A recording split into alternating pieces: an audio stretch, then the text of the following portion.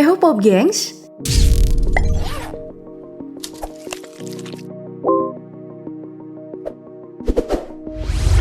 Beberapa waktu lalu aku udah pernah bahas beberapa hewan yang memiliki kemampuan hidup mandiri sejak lahir. Nah, kali ini sebaliknya, ada beberapa hewan yang justru amat dilindungi oleh orang tuanya sejak lahir. Bahkan kasih sayangnya bisa dibilang melebihi kasih ibu kepada beta. Mau tahu hewan apa aja? Yuk langsung disimak sampai habis.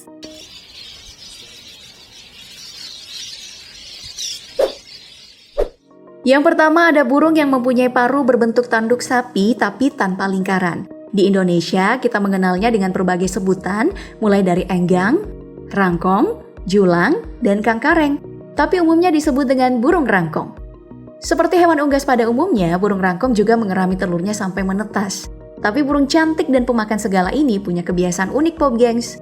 Jadi saat akan bertelur, sang induk rangkong akan berada di dalam sarang biasanya yang terbuat dari lubang alami di pohon dengan ketinggian minimal 50 meter dan berdiameter 1 meter yang tertutup lumpur, tanah, atau sisa makanan dan kotoran untuk melindungi telur dari predator dan ancaman di luar sarang.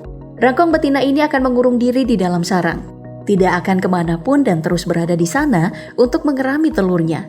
Ia bahkan tidak pergi mencari makanan. Yang bertugas cari makanan adalah sang rangkong jantan pasangannya. Saat makanan tiba, induk betina ini mengambil makanan melalui lubang kecil yang berada di dinding sarang yang disuapkan langsung oleh sang kekasih dengan menggunakan paruhnya. Manis banget kan? Selain itu, lubang kecil ini juga berfungsi untuk membuang kotoran si emak rangkong.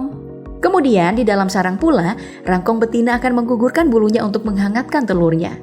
Tapi tenang aja, hal itu nggak bikin mereka botak kok. Soalnya bulu induk rangkong itu kan tumbuh kembali pada saat dia keluar dari sarang. Masa pengeraman telur setiap jenis rangkong itu bervariasi. Soalnya di dunia ini ada 57 spesies rangkong. 13 diantaranya ada di Indonesia, dan 3 dari itu adalah endemik dari Indonesia yang tersebar di Kalimantan dan Sumatera. Periode perkembangbiakan dapat dipengaruhi oleh perbedaan wilayah. Jadi ada yang mengerami telurnya sampai 25 hari. Bahkan ada yang sampai 150 hari loh jika ukurannya besar. Setelah dianggap udah dewasa dan siap mencari makan sendiri, barulah sarang itu dipecahkan oleh induk atau anaknya sendiri dan siap melakukan perburuannya sendiri. Burung lain sih nggak ada yang sampai segitunya ya bikin sarang tertutup untuk melindungi bayinya, apalagi burung teritip. Setelah bertelur, mereka malah langsung pergi ninggalin bayinya dibiarkan mandiri dan cari makan sendiri.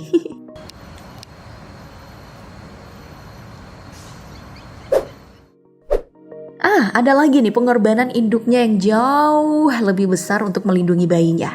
Mereka adalah induk burung walet yang hidup di tebing-tebing di dekat air terjun Taman Nasional Iguazu, Argentina. Pecinta traveling pasti tahu kalau Iguazu ini adalah air terjun paling spesial di bumi. Sekaligus satu dari 3 air terjun terbesar di dunia. Soalnya pemandangannya memang sangat memukau karena tampak megah dan indah. Salah satu air terjun tertinggi yang mencapai 80 meter di sini bahkan dijuluki Devil's Throat atau tenggorokannya iblis. Makanya burung walet di sana juga mendapat julukan yang tak kalah kerennya, yaitu The Great Dusky Swift. Soalnya hewan yang nama ilmiahnya Cypseloides senex ini berjumlah puluhan ribu, memiliki kepakan sayap yang kuat menerobos derasnya kucuran air terjun yang amat deras. Bahkan mencapai 10.000 ton per detik. Kepakan sayap mereka terlihat amat menarik dan mengagumkan. Maka gak heran jika walet yang berwarna hitam dan putih ini menjadi lambang Iguazu dan menjadi daya tarik tersendiri bagi para wisatawan yang berjumlah jutaan setiap tahunnya. Nah, kenapa mereka menerobos air terjun? Ternyata di sanalah sarang-sarang mereka di balik air terjun. Walet-walet yang sudah ada sejak ratusan tahun lalu ini membuat sarangnya dengan berbeda dengan sarang burung walet yang lain. Iya, yang ramai banget kita lihat di Indonesia sebagai lahan cuan karena bernilai ekonomis. Sarang-sarang The Great Dusky Swift ini hanya terbuat dari lumut atau rerumputan yang direkatkan menggunakan air liur. Sarang ini digunakan untuk beristirahat dan menyimpan telur mereka. Namun gak jarang telur ini hilang di bawah arus air terjun. Nah, setelah 6 minggu dirawat, bayi-bayi walet ini akan diajarkan untuk belajar terbang dan menerobos air terjun ganas ini. Wow, sebuah perjuangan yang luar biasa.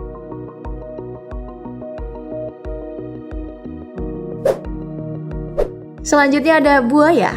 Saat akan bertelur, buaya betina akan segera mencari tempat yang tepat untuk membangun sarang dengan membuat gundukan daun kering atau menggali lubang pasir, tanah, atau lumpur yang ada di tepi hutan yang gak jauh dari sungai. Setiap jenis buaya memiliki jumlah telur yang berbeda.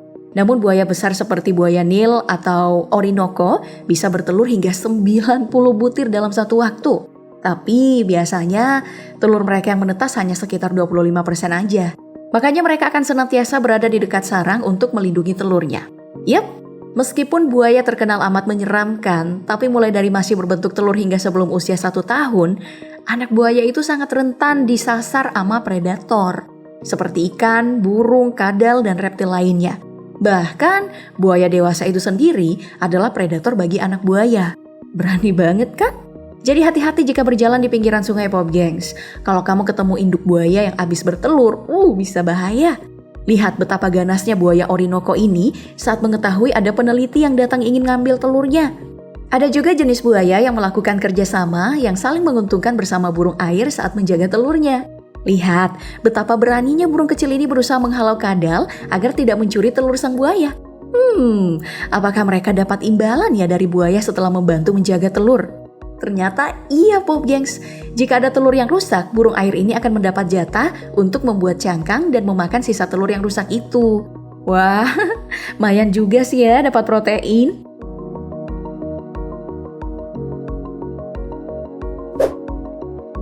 Yang namanya kasih sayang seringkali disalahartikan.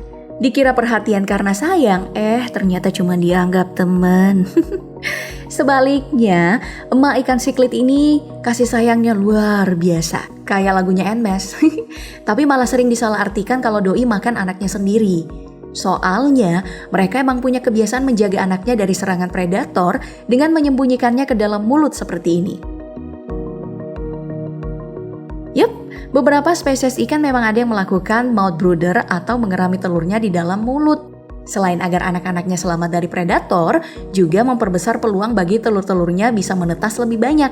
Mungkin mereka ini adalah tipe makhluk hidup yang percaya kalau banyak anak itu banyak rezeki.